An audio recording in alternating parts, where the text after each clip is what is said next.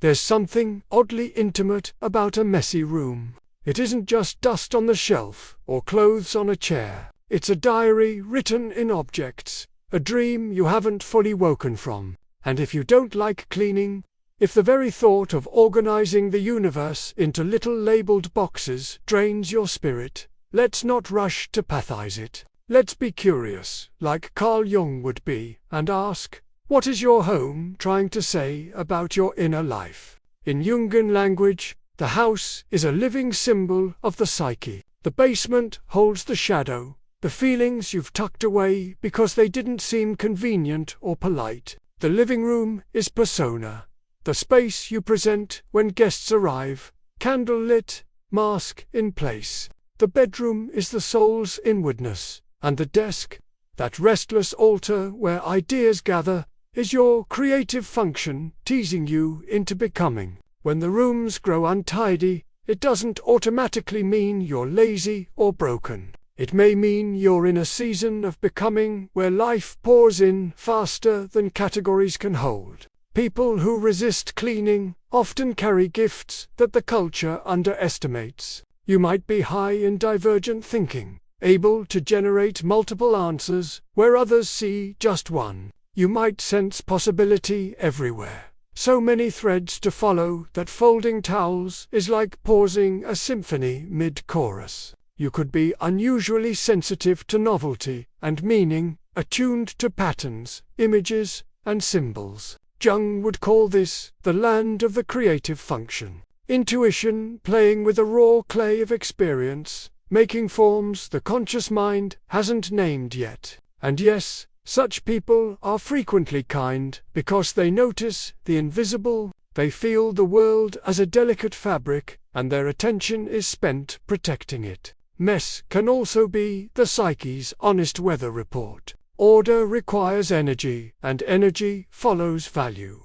If your room stays cluttered, it might be because your life force is currently pledged to an idea, a calling, a conversation with the self below the surface. To scrub the counters in those moments can feel like betraying a pilgrimage. That doesn't make you wrong. It makes you truthful. Your libido, Jung's word for psychic energy, has voted. Of course, there's the other voice, the inner critic, often wearing your parents' or teachers' faces, repeating that a tidy room equals moral virtue and disorder equals failure. But the critic rarely asks why the mess exists. It only demands it disappear. Jung would invite us to dialogue with it. What are you protecting? You ask the inner parent, what are you afraid will happen if I live a little more from my depths? And then ask the mess too, what are you showing me that I'm not yet willing to see? Sometimes the pile of books is simply a pile of books. Sometimes it's an altar to a new identity quietly forming. There's also a gentler truth. Some souls move in rhythms, not schedules. You clean like the tide intensely, then not at all.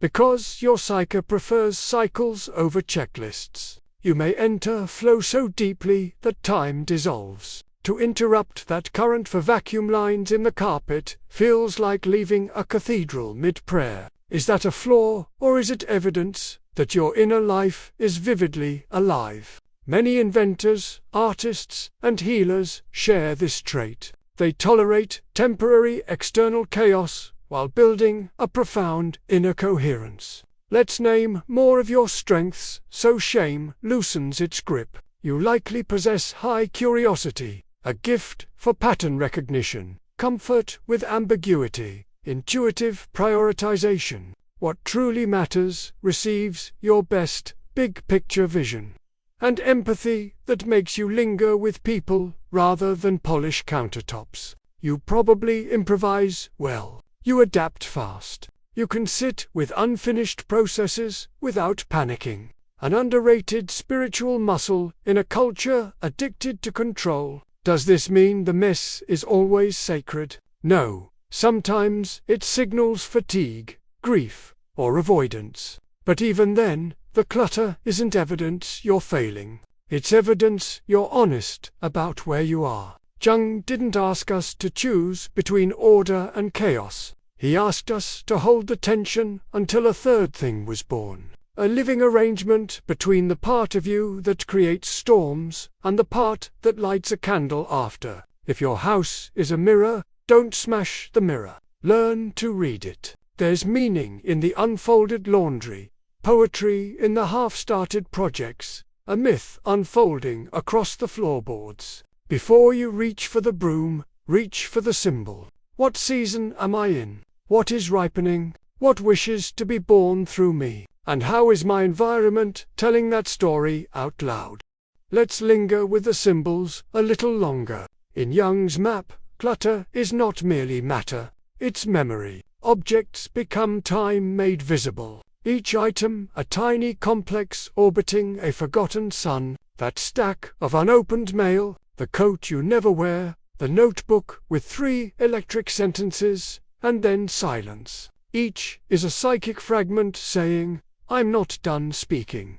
Dislike of cleaning can therefore signal a refusal to perform amnesia on oneself. Tidying too soon can feel like erasing unfinished dreams. Sanding down the texture of a life that wants to remain plural, open, still becoming. Notice how persona and shadow negotiate in a home. The visible rooms often carry the persona's wish. Let me be coherent, likable, clear. The hidden closets store the shadow's rebuttal. I am many. The friction between them produces mess, not as failure, but as weather, where opposite winds meet. For some temperaments, especially intuitive or imaginative types, this weather is creative oxygen. They metabolize ambiguity the way others metabolize rules. The mess is not random. It says, I contain contradictions, and I will not compress them prematurely.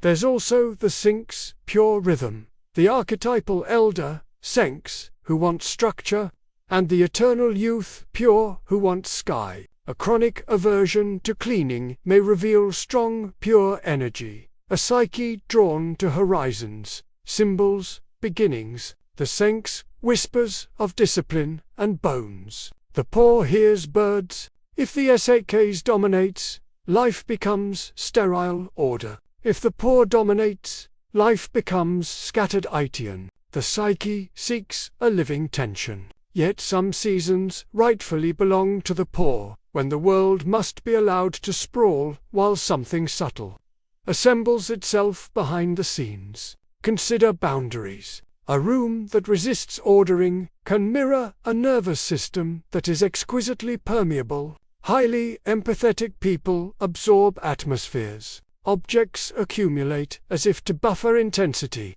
to add thickness to the air. What looks like procrastination might be the body's way of slowing encounters with the world. Jung would not scold the symptom. He would ask what intelligence it carries. Perhaps the mess is a membrane porous enough to breathe, dense enough to protect a sensitivity that does not show on the surface. Shame haunts messy spaces because shame hates plurality. Shame wants a single presentable self. Clutter insists on a chorus. When shame is activated, the gaze becomes punitive. Every object turns into a witness for the prosecution. But when the gaze softens, they become emissaries from the unconscious, artifacts of longing rather than evidence of defect. Many who dislike cleaning possess the gift of re-enchantment, the capacity to feel life in things. They hesitate to sterilize a space because they can hear its music. There is also grief, mess, often sediments, where life has changed faster than language. A relationship ended, a vocation shifted, an identity molted. The psyche scatters tokens when a chapter closes but cannot yet be named. Cleaning would be a kind of burial.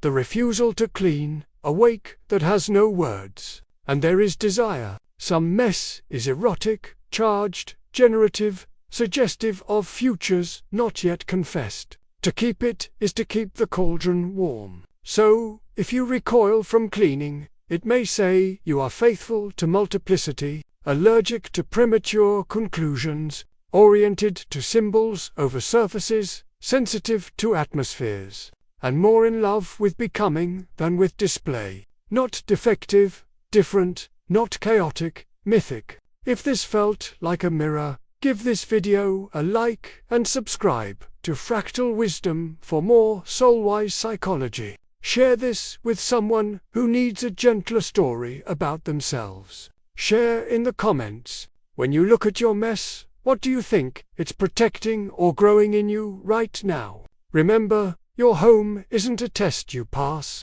It's the poem of your becoming, reading itself out loud.